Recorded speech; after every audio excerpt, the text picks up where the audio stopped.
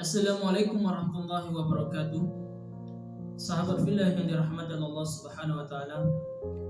Kisah hari ini mengkisahkan kisah yang mana mungkin harus kita ambil pelajaran dari kisah tersebut.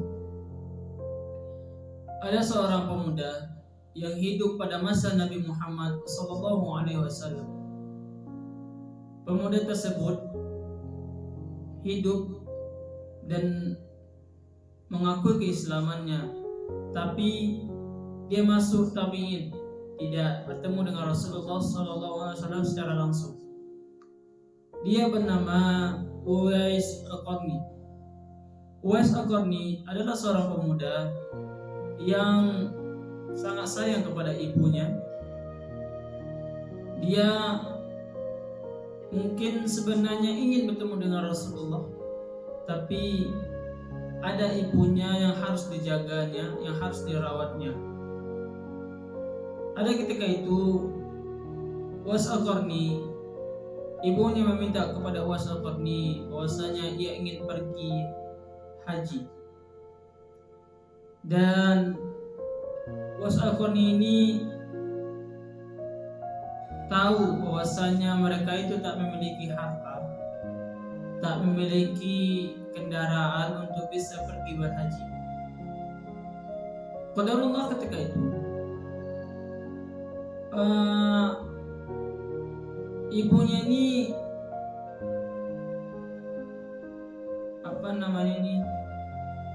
udah tua gitu, nah mungkin dia bisa berjalan jauh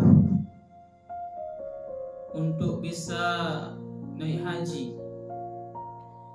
Dan Uwais Al-Qarni ini berinisiatif, dia membeli satu domba yang kecil, dan domba ini dia asuhnya sampai besar. Dia buat kandang domba ini di atas bukit,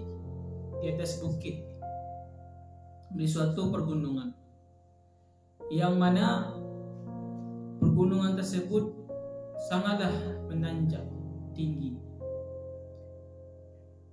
Ketika itu Uwais Al-Qarni ini pada pagi hari dia naik ke atas bukit. Setelah itu digendonglah domba tersebut sampai ke padang rumput di bawah. Diletakkanlah anak kambingnya, domba tersebut, dan makanlah. Dan semua orang mengketawakan atau tertawa, mengejek-ejek, kenapa domba yang kau gendong? Apakah tidak ada yang lain yang kau gendong? Tapi dia tidak memikirkan apa kata orang tersebut. Dia tetap kuat, kukuh dengan pendiriannya itu.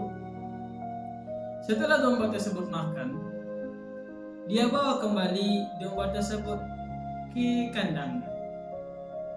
Kandangnya kan di atas bukit. Digendongnya lagi domba tersebut sampai ke atas bukit. Begitu-gitulah sampai sebelum musim haji. Kiranya berat dombanya tersebut lebih kurang 100 kilogram. Masya Allah, beratnya luar biasa. Karena dia telah terbiasa melakukan tersebut, dibawalah ibunya ini pergi menuju Mekah. Bagaimana caranya dibawanya ibunya? Sedangkan dia tidak memiliki kendaraan. Yaitunya dia gendong ibunya berpuluh-puluh mil jauhnya menuju dari Yaman menuju Mekah. Dan orang yang mengketawakannya itu langsung mereka takjub dengan kehebatan seorang Uwais Al-Qarni tersebut. dibawanya lah oleh Uwais Al-Qarni ini ibunya sampai ke Mekah. Masya Allah, ya Allah ya Rabbi, sampai ke Mekah. Tetaplah dia menggendong ibunya tawaf mengelilingi Ka'bah. Tetap digendong ibunya. Dan Rasulullah SAW pernah bersabda kepada Ali dan Umar, "Wahai Ali, wahai Umar, ketahuilah ketika kamu bertemu dengan seorang pemuda yang bernama Uwais Al-Qarni dengan ciri-ciri seperti ini, maka mintalah doa kepadanya." Setelah itu, tak beberapa lama setelah itu, setelah mereka melaksanakan haji dan mereka kembali ke kampungnya kembali, tetap digendong. Begitulah kehebatan Uwais Al-Qarni tersebut. Qadarullah, beberapa tahun setelah itu beliau bersama salah satu pedagang dari dari Yaman untuk pergi ke Mekah. Ali dan Umar ini karena pernah dapat pesan atau wahyu diberikan kepada mereka. Mereka mencari Uwais Al-Qarni tersebut. Kiranya mereka mendapatkan Uwais Al-Qarni dengan ciri-ciri yang telah Rasulullah SAW sampaikan kepada Ali sama Umar.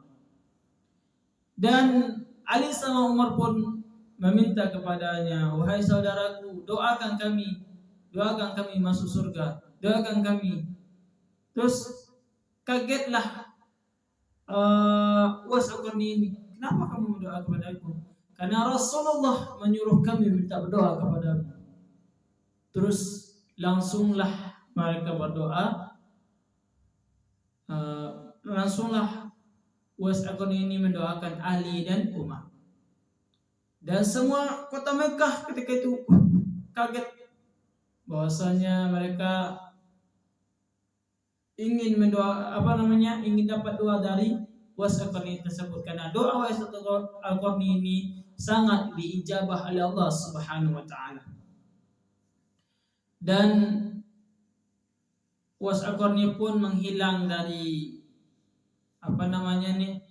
pemukiman karena dia nggak mau juga dikatakan orang-orang hebat gitu. Dan dia pun tetap dengan kesehariannya yaitu ternak dan sebagainya. Dapat kita simpulkan bahwasanya kisah kita ini, ketika seorang anak berbakti kepada orang tuanya, maka doanya itu pasti akan oleh Allah kabulkan. Pasti akan Allah kabulkan. Sebab dia membahagiakan atau menghormati orang tuanya. Yang penting yang lebih baik mereka kasih sayang kepada ibunya. Karena Rasulullah pernah bersabda, "Wahai Rasulullah, siapakah yang harus saya hormati? Ibumu." "Siapa lagi ya Rasulullah? Ibumu." "Siapa lagi ya Rasulullah? Ibumu." "Siapa lagi ya Allah ya Rasulullah? Ayahmu."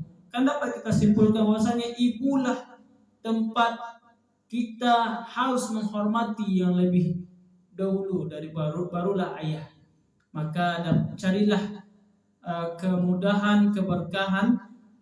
Selagi ada ibu kita, tolong cari keberkahan kepada ibu-ibu kita. Sayangi dia, hormati dia, cintai dia. Apapun yang mereka inginkan, ikuti.